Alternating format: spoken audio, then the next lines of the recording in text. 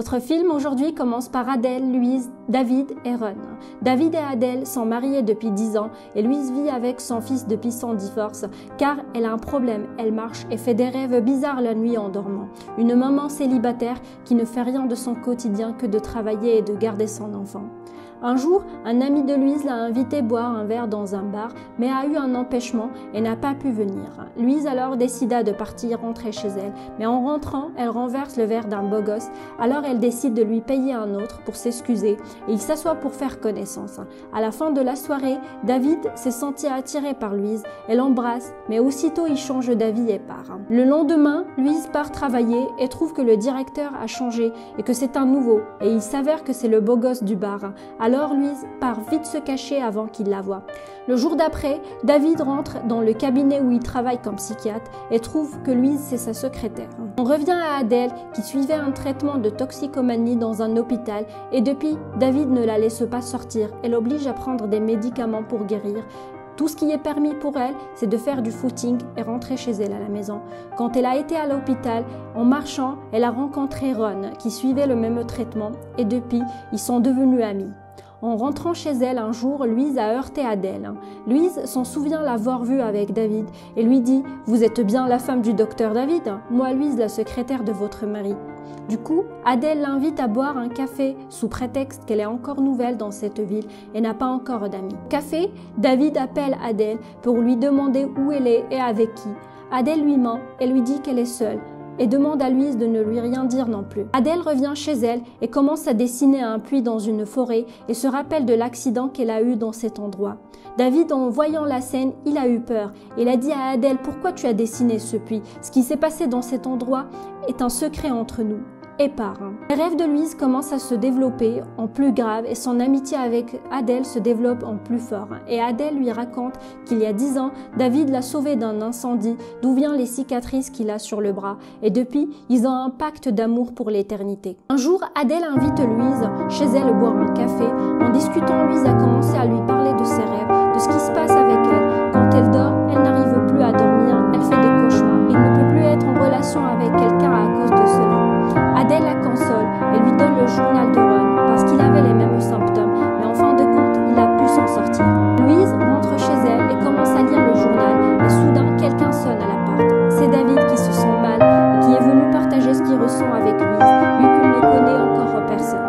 David commence à lui parler de ses souffrances, de sa vie compliquée qu'il a avec sa femme. Les deux se rapprochent et font l'amour ensemble.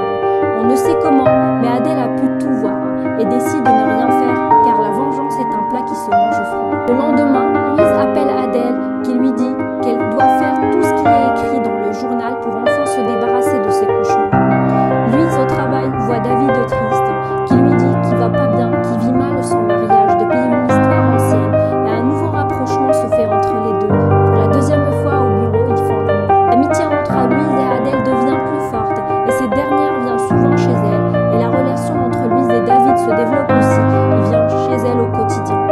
Louise a pu pratiquer ce qui est écrit dans le journal et enfin se débarrasser de ses cauchemars. Un jour, David rentre chez lui et voit un bleu sur l'œil de Adèle à cause d'une bagarre entre elle et une dealeuse.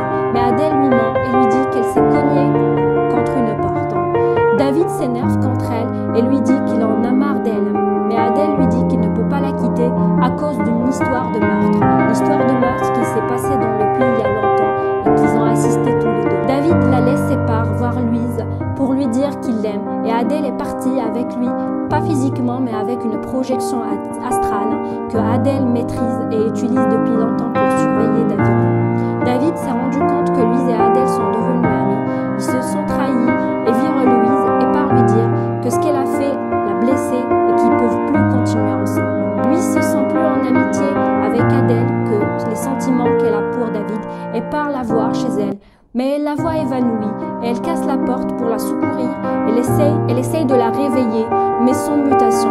D'un coup, Adèle se réveille, mais pas avec toutes ses forces, avec les médicaments que David lui donne et commence à lui raconter ce qu'elle endure avec David. Lui se sent mal pour elle et part voler le dossier médical d'Adèle de chez David pour le lui donner, guise de reconnaissance pour ce qu'elle a fait avec elle en lui donnant le journal de Ron. Quand Louise lui a dit ça, Adèle lui dit « Paix à son âme ». Elle parle de Ron.